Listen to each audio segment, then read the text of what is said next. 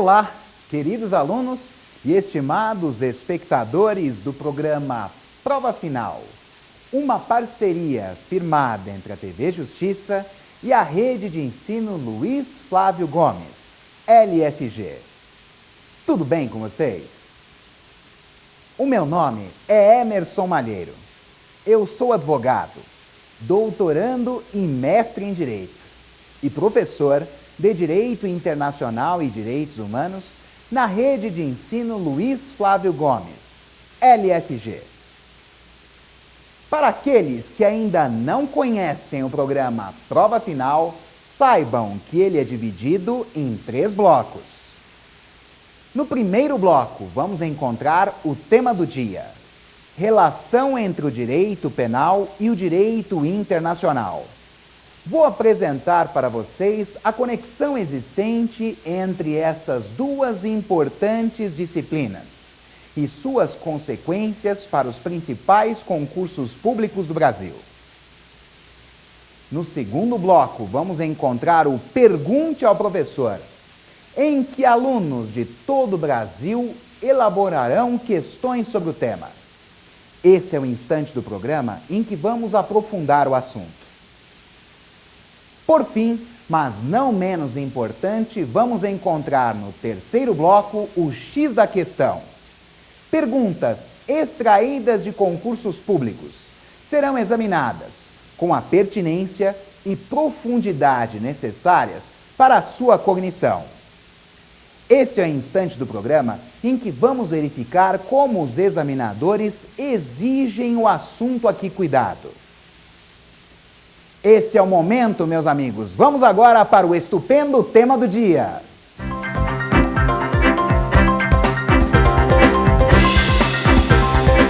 Vamos então, meus amigos, dar início ao tema do dia: relação entre o direito penal e o direito internacional. Vou apresentar para vocês a conexão existente entre essas duas importantes disciplinas, bem como as consequências para os principais concursos públicos do Brasil. Quando falo para vocês especificamente em uma relação existente entre o direito penal e o direito internacional, preciso destacar que temos duas áreas bastante distintas. A primeira, meus amigos, é o direito internacional penal, que é conexo com o direito internacional público, que é o ramo do direito internacional que regula e estuda normas consuetudinárias e convencionais, mediante tratados, convenções, acordos entre nações e cuida dos vínculos entre os Estados, as organizações internacionais intergovernamentais, as pessoas e os demais sujeitos nas relações exteriores. De outro lado, meus amigos, vamos encontrar o direito penal internacional, que tem conexão direta com o direito internacional privado, que é o ramo do direito internacional que regula e estuda um conjunto de normas que determina a lei e ou jurisdição aplicável às relações particulares exteriores. Desse modo, meus amigos, podemos verificar no direito internacional penal a existência de cortes internacionais, como, por exemplo, é possível citar a Corte Internacional de Justiça, a Corte Interamericana de Direitos Humanos e também o Tribunal Penal Internacional. Observem aqui a conexão com interesses difusos e coletivos. Já de outro lado, no direito penal internacional, verificamos a existência de uma conexão intrínseca com o direito internacional privado. E aí, podemos verificar a presença de institutos tais como a extradição, a deportação e a expulsão, tão importantes e que aparecem muito nos principais concursos públicos do país. Vamos inicialmente, então, meus amigos, fazer uma análise do direito internacional penal. que, como lhes disse, tem uma conexão com o direito internacional público. A existência de tribunais internacionais se mostra muito importante nas relações exteriores. Isso acontece porque os Estados flexibilizam seus preceitos basilares, como, por exemplo, a soberania.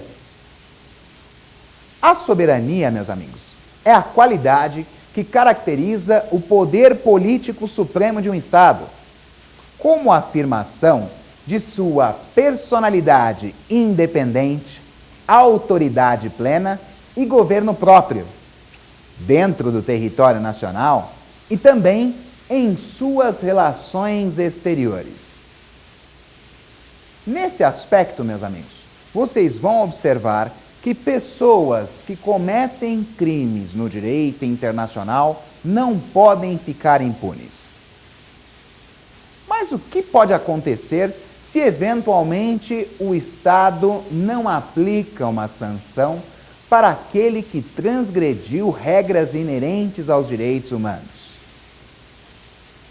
Um tribunal internacional deverá atuar nas relações exteriores. Especificamente julgando pessoas, temos o Tribunal Penal Internacional. Julgando estados, temos, no âmbito global, a Corte Internacional de Justiça e, no plano regional, a Corte Interamericana de Direitos Humanos. Falando para vocês sobre o direito internacional penal, é necessário mencionar que o Tribunal Penal Internacional se mostra como uma relevante corte nas relações exteriores que julga crimes que atingem direitos difusos e coletivos.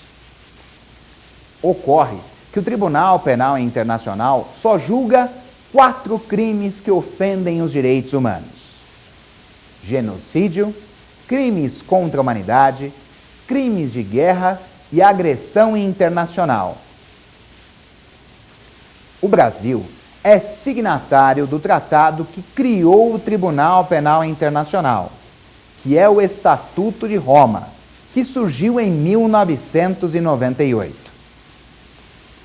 O Brasil incorporou esse diploma no ordenamento jurídico pátrio, na forma do artigo 5º, parágrafo 2º da Carta Magna Brasileira, o que significa dizer que estamos diante de norma supralegal. Cuida-se do Decreto 4388 de 2002. O Tribunal Penal Internacional, como importante manifestação do direito internacional penal, atua para efetivamente atingir a aplicação de sanções àqueles que transgridem o Estatuto de Roma. Preciso mencionar para vocês que a prática de tais delitos pode trazer severas consequências à humanidade. O Tribunal Penal Internacional atua por meio do princípio da complementaridade. O que isso significa? Significa dizer que essa corte só vai atuar nas relações exteriores se o Estado se mantiver inerte, silente ou for leniente. Isso porque a primazia no julgamento dos crimes que acabei de mencionar para vocês é do próprio Estado. No entanto, se o Estado for omisso ou se o Estado for leniente, então essa corte vai julgar o delito. De toda forma, meus amigos, é necessário mencionar que o Brasil se submete a Tribunal Penal Internacional, ao qual tenha manifestado a sua adesão, na forma do artigo 5º, parágrafo 4º da nossa Constituição Federal. É claro que existem algumas controvérsias envolvendo o Estatuto de Roma e a Constituição Federal Brasileira. Uma leva em consideração a vedação no nosso ordenamento jurídico da extradição de brasileiro nato. Quando falar para vocês especificamente sobre o direito penal internacional, que é conexo ao direito internacional privado, vou falar sobre essa controvérsia, já que é impossível falar-se especificamente em extradição de brasileiro nato. Mas o Estatuto de Roma menciona a possibilidade de entrega de nacional ao TPI. Uma outra questão importante que devemos levar em consideração observa a necessidade de homologação de sentenças estrangeiras.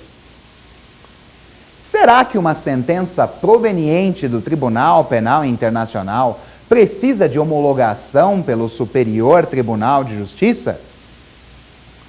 Menciono para vocês que não existe essa necessidade, meus amigos, pois a sentença proveniente do Tribunal Penal Internacional não é sentença estrangeira, mas sentença internacional.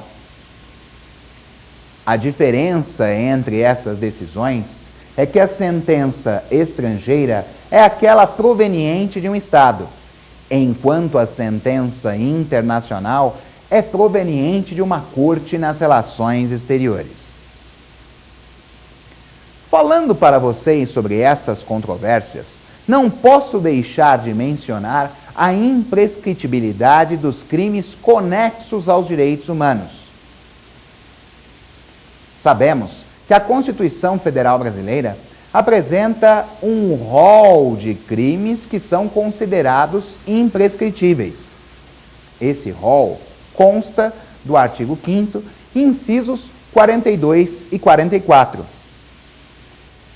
Dentre os delitos imprescritíveis que estão presentes na Constituição Federal Brasileira, não posso deixar de mencionar o racismo, não é verdade? Que se configura pelo impedimento no exercício de direitos inerentes a uma pessoa, em razão de suas características de raça, cor, etnia, religião e outras do mesmo gênero. Ocorre que a Carta Magna brasileira não faz nenhuma menção ao genocídio, aos crimes contra a humanidade, aos crimes de guerra e à agressão internacional. Serão esses delitos verdadeiramente imprescritíveis? A resposta é positiva, meus amigos, por uma razão muito simples que preciso apresentar para vocês. O rol constitucional excepcional de imprescritibilidades não é taxativo, mas exemplificativo, o que significa dizer que outros delitos poderão ser incluídos nesse rol, desde que o objetivo seja a proteção dos direitos humanos. Ademais, preciso mencionar para vocês que o rol compõe direito fundamental, que apresenta uma proteção mínima aos direitos humanos, e essa tutela sempre poderá ser devidamente ampliada. Falando para vocês sobre o direito penal internacional, preciso mencionar os fenômenos jurídicos da extradição, deportação e expulsão. A extradição, meus amigos, é a entrega de refugiado, criminoso ou acusado, a pedido de outro Estado, para naquele território ser julgado ou lá cumprir pena. Observem que o indivíduo cometeu um delito fora do território nacional. Nessa hipótese, outro Estado requer a presença desse criminoso, refugiado ou acusado para lá ser julgado, ou para, naquele território, cumprir a pena eventualmente consignada. Quando falei para vocês sobre eventual controvérsia entre o Estatuto de Roma e a Constituição Federal Brasileira, fui claro ao dizer que não é possível a extradição de brasileiro nato, mas existe a possibilidade de sua entrega ao Tribunal Penal Internacional. Isso ocorre, meus amigos, por uma razão bastante simples. Extradição é um fenômeno diferente da entrega. A extradição se procede entre estados, enquanto a entrega se procede entre Estado e o Tribunal Penal Internacional. Preciso falar para vocês também sobre a deportação, que é a entrega coativa de estrangeiro ao território de origem ou outro que o receba, em face de se encontrar irregular em território nacional. Aqui, como vocês podem ver, não existe a prática de qualquer delito. O estrangeiro pode ter ingressado no Estado de maneira irregular, ou ainda ter ingressado regularmente, mas tornado-se irregular. De que forma isso pode acontecer? Quando ele ingressa com um visto de turista e não renova, expirado o prazo. Ou ainda, quando ingressa no Estado com o visto para o trabalho. Perdeu o trabalho, deverá retornar ao Estado de origem ou outro que o receba, sob pena de deportação. Esses fenômenos, meus amigos, são diferentes da expulsão. A expulsão é a entrega coercitiva de estrangeiro ao território de origem ou outro que o receba, em face da prática de conduta atentatória aos interesses nacionais. Como exemplo, posso falar para vocês sobre a prática de crime por um estrangeiro em território nacional. A conduta delitiva fere os interesses brasileiros. Portanto, temos aí um motivo para que ele seja expulso. Um outro exemplo é a prática de conduta fronteiriça à marginalidade. Imaginem, por exemplo, um estrangeiro praticando o jogo do bicho dentro do Congresso Nacional. Sabemos que o jogo do bicho não é crime, mas é uma contravenção penal. Estamos aí diante de uma conduta que é fronteiriça à marginalidade. Existem 3 exceções à expulsão. Essas exceções, meus amigos, não se aplicam em hipótese alguma à extradição, à deportação. A primeira exceção é a seguinte. Observem que eu vou utilizar sempre o gênero masculino para a explicação, mas compreendam ser também possível no gênero feminino.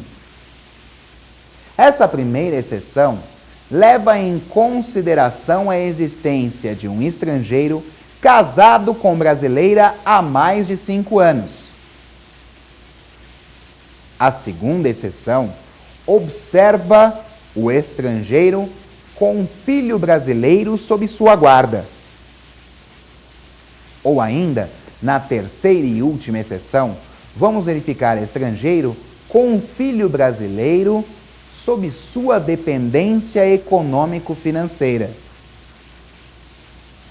Eu quero que vocês prestem bastante atenção na diferença de abrangência existente entre o direito internacional penal e o direito penal internacional. Como vocês viram, no primeiro, a atuação de interesses difusos e coletivos é clara, com plena conexão com o direito internacional público. Na segunda hipótese do direito penal internacional, verificamos o cuidado com as relações particulares exteriores e, portanto, uma ligação direta com o direito internacional privado. Muitas questões surgem nos principais concursos públicos do país, cuidando tanto do direito penal internacional quanto do direito internacional penal. Alguns candidatos, equivocadamente, acreditam cuidar-se apenas de um mero jogo de palavras. Mas isso se mostra intensamente falacioso, já que vimos aqui que cada disciplina estabelece de fato uma relação entre o direito penal e o direito internacional, mas cuidando de assuntos completamente diferentes. Dessa forma, meus amigos, tenho a convicção de que vocês jamais confundirão o direito internacional penal com o direito penal internacional. Espero que as minhas explicações tenham sido muito úteis para a sua cognição sobre o tema.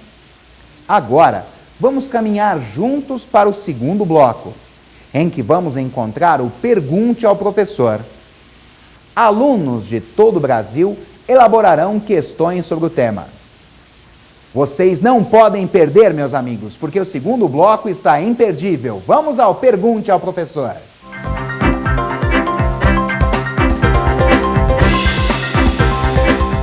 O segundo bloco será simplesmente sensacional. Vamos agora ao Pergunte ao Professor. Vamos agora à nossa primeira questão. Se no direito interno de um Estado determinada pessoa possuir imunidades ou foro por prerrogativa de função, tais características deverão ser respeitadas pelo Tribunal Penal Internacional?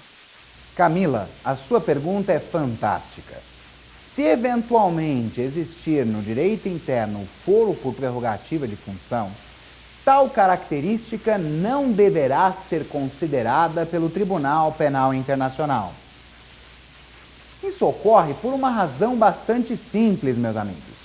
O Tribunal Penal Internacional julga todas as pessoas igualmente, independentemente de eventuais prerrogativas existentes no direito interno do Estado. É necessário mencionar que tal configuração, de modo algum, atinge a Constituição Federal Brasileira, já que tanto o Estatuto de Roma quanto a Carta Magna Nacional são regidos pelo princípio da dignidade da pessoa humana. Também temos aqui a orientação do princípio da igualdade. Desse modo, o Tribunal Penal Internacional segue rigidamente tal preceito. Se todas as pessoas são julgadas de forma igual, significa dizer que não importa a qualidade de chefe de Estado ou de cidadão comum. Ambos serão julgados da mesma forma no Tribunal Penal Internacional. Isso é bastante importante porque se leva em consideração a prática delitiva. Os crimes, como sabemos, são o genocídio, os crimes contra a humanidade, os crimes de guerra e a agressão internacional. Então, exemplificadamente, não importa se estamos diante de um ministro das Relações Exteriores, de um lado, e de um presidente da República de um Estado, de outro. Ambos serão julgados da mesma forma. Os cargos, prerrogativas, funções exercidas no direito interno não vão influenciar no julgamento a ser realizado pelo Tribunal Penal Internacional. Essa importante corte nas relações exteriores leva em consideração preceitos internacionalmente admitidos para que o julgamento efetivamente se opere. É necessário mencionar, meus amigos, que as regras procedimentais estão presentes no Estatuto de Roma. Desse modo, existe uma estrita obediência ao princípio da legalidade ou da reserva legal. Vamos agora à nossa segunda pergunta. A Constituição Federal Brasileira veda expressamente a pena de prisão perpétua. A previsão desta espécie de sanção no artigo 77, 1, alínea B do Estatuto de Roma é inconstitucional? Explique. Érica, a sua pergunta é muito importante. É uma dúvida que aparece muito nos principais concursos públicos do país. No direito brasileiro, como sabemos, não se pode falar em aplicação de prisão perpétua. No entanto, o Estatuto de Roma prevê expressamente o seu emprego pelo Tribunal Penal Internacional. Vamos verificar que tal pena de prisão perpétua é aplicada apenas e tão somente excepcionalmente pelo TPI. Isso ocorre porque a regra geral é a aplicação de pena privativa de liberdade com limite de 30 anos. No entanto, em face das características do criminoso e também do delito praticado, pode ser aplicada a prisão perpétua. Na Constituição Federal Brasileira, como sabemos, meus amigos, excepcionalmente também temos a aplicação da pena de morte. Não existe previsão, sequer excepcional, da pena de prisão perpétua. A pena de morte, no Brasil, será empregada no caso de guerra declarada. Assim, não podemos falar em qualquer inconstitucionalidade. Afinal, quem pode o mais, pode o menos. Também não falamos em inconstitucionalidade por uma razão simples. O dispositivo constitucional se aplica à jurisdição brasileira, não podendo atingir jurisdição internacional. Da jurisdição internacional cuida o Estatuto de Roma, como já mencionei, incorporado no ordenamento jurídico brasileiro pelo Decreto 4388 de 2002. É necessário lembrar também que o Brasil se submete a Tribunal Penal Internacional, ao qual tenha manifestado a sua adesão, na forma do artigo 5º, parágrafo 4º da Carta Magna Brasileira. Ocorre, no entanto, uma consequência que deve ser considerada em seus estudos. Se eventualmente a prisão perpétua for aplicada pelo Tribunal Penal Internacional, o indivíduo não poderá cumprir a pena em território brasileiro. Esclareço para vocês que aquele que for condenado pelo Tribunal Penal Internacional poderá cumprir a sua pena em qualquer dos estados que assinaram e ratificaram o Estatuto de Roma. Mas, nesse caso específico, não cumprirá a pena no Brasil e também não poderá fazê-lo em qualquer dos estados que não admita a aplicação de prisão perpétua em seu território.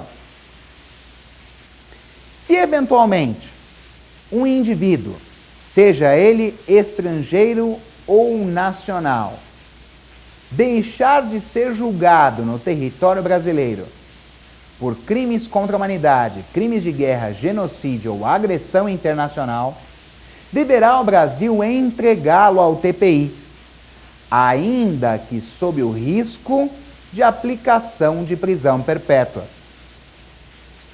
Se o Brasil eventualmente não desejar fazê-lo, deverá julgar, aplicando o princípio da complementaridade em seu favor.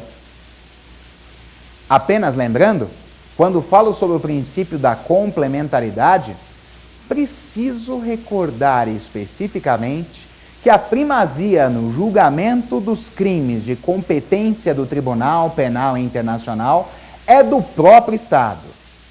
No entanto, se ele se mantiver inerte, silente ou leniente, então se mostra um instante em que o TPI deverá julgar o delito. Vamos agora, meus amigos, à nossa terceira pergunta. Se houver prescrição no direito interno de um Estado, poderá o Tribunal Penal Internacional julgar os crimes de sua competência? Por quê? Justifique. Uana, precisamos lembrar inicialmente que os crimes do Tribunal Penal Internacional são imprescritíveis. Sendo mais específico, os crimes de competência do TPI não podem ser atingidos pelo lapso temporal. Essa é uma característica inerente aos direitos humanos. Como vocês sabem, são eles imprescritíveis. Desse modo, não podemos falar em hipótese alguma na existência de prescrição no direito interno. Se eventualmente a legislação operar configurando a prescrição, ainda assim o delito poderá ser julgado pelo Tribunal Penal Internacional. No cenário das relações exteriores, não podemos falar em prescrição de delitos que atinjam os direitos humanos. Uma das características dos direitos humanos, meus amigos, é a imprescritibilidade. Como mencionei anteriormente, apesar de os delitos consignados no Estatuto de Roma não estarem presentes na Constituição Federal Brasileira, o rol excepcional de imprescritibilidades da Carta Magna é apenas e tão somente exemplificativo. Não se cuida, em hipótese alguma, de um rol taxativo. Desse modo, outros crimes sempre podem ser incluídos se o objetivo for a proteção dos direitos humanos. Os interesses fundamentais figuram como preceitos extremamente importantes para a própria condição humana. Desse modo, a tutela deve ser considerada a mais relevante nas relações exteriores. Vamos agora acompanhar a quarta pergunta. A deportação ou transferência forçada e intencional de populações constitui crime contra a humanidade? Vitor, posso lhe dizer categoricamente que sim. Isso acontece porque uma deportação ou uma transferência forçada de população obriga aqueles indivíduos a viverem em situação diversa daquela que estão acostumados. E isso ocorre não por uma opção, mas efetivamente por uma atuação de terceiro. Isso pode contribuir para que uma tribo, uma etnia, seja efetivamente dizimada. Isso porque aquele que realiza a transferência forçada pode localizar tais pessoas em um território inimigo. E isso pode trazer como consequência a morte de muitas pessoas. É claro que nessa hipótese temos uma condição de perigo que deve ser observada. Porém, a configuração do delito não se opera apenas pelo perigo, mas sim pela efetiva deportação forçada ou transferência forçada de população. Isso traz consequências drásticas, já que se pressupõe que o território do qual houve desocupação será ocupado por outras pessoas. Aquelas que ocupavam a região vão alcançar um novo território. Isso poderá ser extremamente prejudicial. O prejuízo é considerado no instante em que a deportação forçada se opera.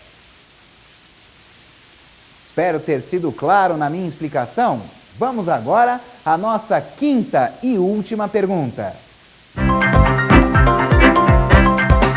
Como se procede à responsabilização do Estado no direito internacional penal?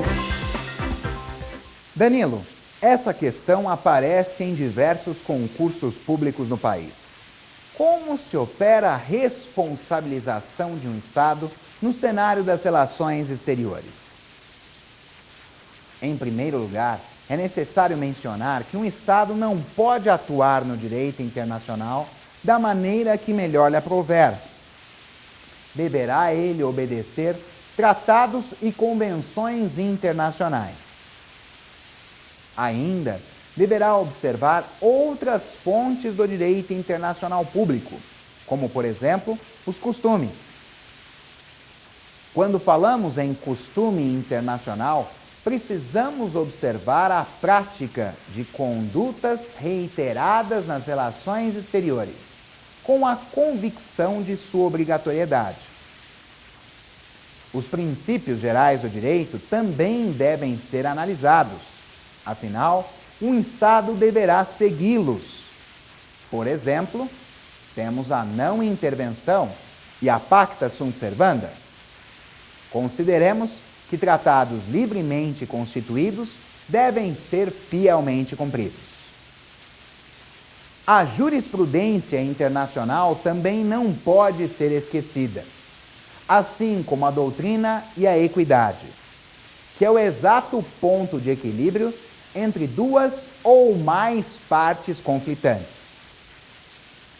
Os Estados, igualmente, deverão observar as decisões das organizações internacionais intergovernamentais, como, por exemplo, as resoluções da Organização das Nações Unidas.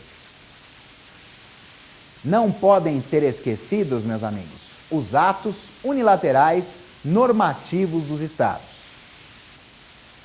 Com a observância a essas regras, deve-se analisar a conduta de um Estado no cenário das relações exteriores. A violação das normas no cenário internacional traz consequências.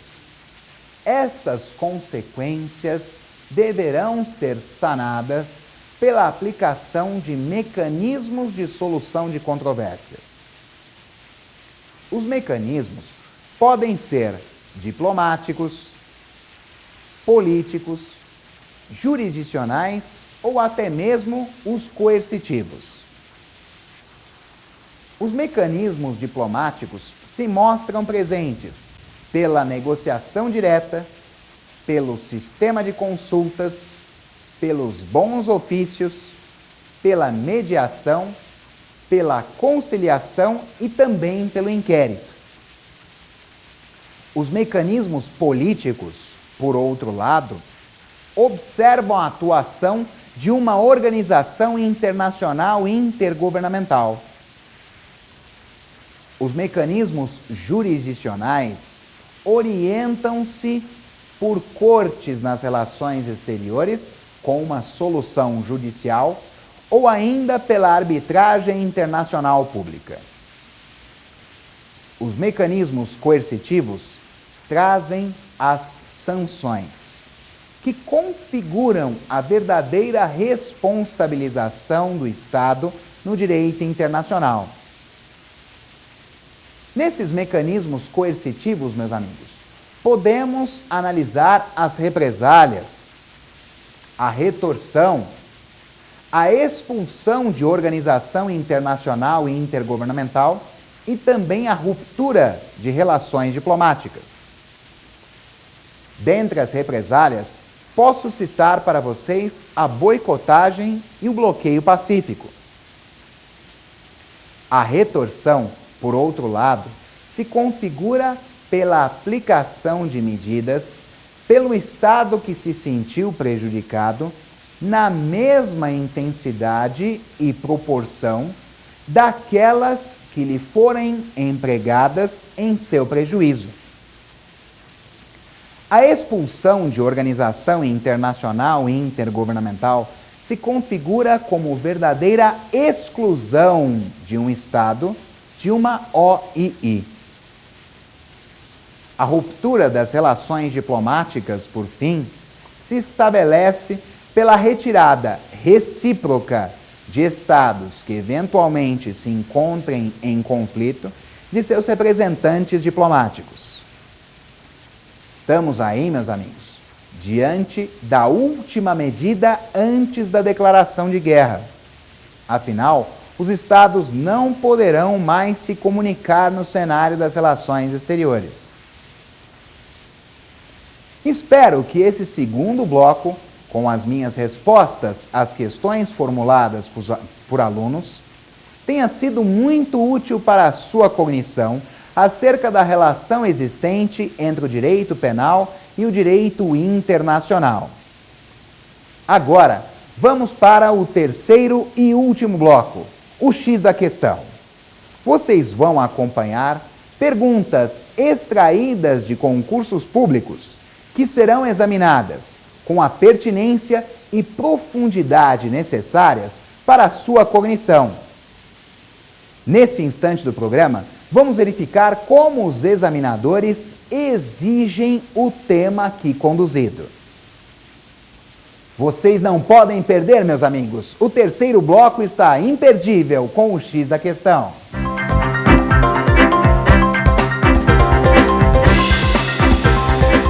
No terceiro e último bloco, meus amigos, vamos acompanhar o X da questão. A primeira questão de concurso público aparece agora. Defensor Público, Defensoria Pública do Estado de São Paulo, FCC 2007. A respeito do Tribunal Penal Internacional, é incorreto afirmar: alternativa A, sua jurisdição é adicional e complementar à dos Estados, cabendo a estes a responsabilidade primária quanto ao julgamento das violações de direitos humanos. Alternativa B, além das sanções de natureza penal, pode determinar a reparação às vítimas de crimes e respectivos familiares. Alternativa C, tem competência para apreciar denúncias de cometimento de crimes contra os direitos humanos, praticados por agentes públicos, sem distinções baseadas em cargo oficial. Alternativa D, tem natureza permanente e pode ser acionado em face do cometimento dos crimes contra a humanidade, de genocídio e de guerra, os quais obedecem aos princípios da legalidade e anterioridade penal. Alternativa E, suas penas estão limitadas à prisão por 30 anos, podendo ser aplicada excepcionalmente a pena de morte, quando justificada pela extrema gravidade do crime e pelas circunstâncias pessoais do condenado. Inicialmente, meus amigos, preciso mencionar para vocês que o examinador exige a alternativa errada. Prestaram bastante atenção? Ele pede a alternativa incorreta. Vamos então analisar uma a uma. Primeiro, a alternativa A. Sua jurisdição é adicional e complementar à dos Estados, cabendo a estes a responsabilidade primária quanto ao julgamento das violações de direitos humanos. A alternativa A está correta. Então é essa que você vai assinalar? Não, claro que não. Você está buscando a alternativa errada. A alternativa A está correta, meus amigos, porque o Tribunal Penal Internacional se rege pelo princípio da complementaridade, o que significa dizer que o julgamento dos crimes da competência do Tribunal Penal Internacional é da primazia dos Estados. Se o Estado, no entanto, se mantiver inerte, silente ou for leniente, aí então o Tribunal Penal Internacional deverá agir. Não assinalem a alternativa A. Vamos verificar a alternativa B. Além de sanções de natureza penal, pode determinar a reparação às vítimas de crimes e respectivos familiares. A alternativa B, meus amigos, igualmente está correta. Afinal, poderá o Tribunal Penal Internacional atribuir sanções também dessa natureza. Vamos verificar a alternativa C. Tem competência para apreciar denúncias de cometimento de crimes contra os direitos humanos praticados por agentes públicos, sem distinções baseadas em cargo oficial. Como lhes disse, meus amigos, o Tribunal Penal Internacional observa o princípio da igualdade entre os indivíduos, julgando todas as pessoas sem distinção. Isso obedece ao princípio da dignidade da pessoa humana. Desse modo, a alternativa C está correta e não deve ser assinalada. Vamos verificar a alternativa D. Tem natureza permanente e pode ser acionado em face do cometimento de crimes contra a humanidade, de genocídio e de guerra, os quais obedecem aos princípios da legalidade e anterioridade penal. Como sabemos, são crimes da competência do Tribunal Penal Internacional: genocídio, crimes contra a humanidade, crimes de guerra e agressão internacional. Desse modo, a atuação do TPI observa as regras que estão consignadas no próprio Estatuto de Roma. Assim, temos obediência estrita ao princípio da legalidade. O Tribunal Penal Internacional também obedece ao princípio da anterioridade, afinal, só julga crimes que ocorreram após o início de suas atividades, em 1º de julho de 2002. Afinal, não obstante tenha sido criado pelo Estatuto de Roma em 1998, tal tratado internacional apenas entrou em vigor em 1º de julho de 2002. Desse modo, a alternativa D, de Deolinda, está correta e não deve ser assinalada, já que buscamos a alternativa errada. Vamos verificar então agora a alternativa E.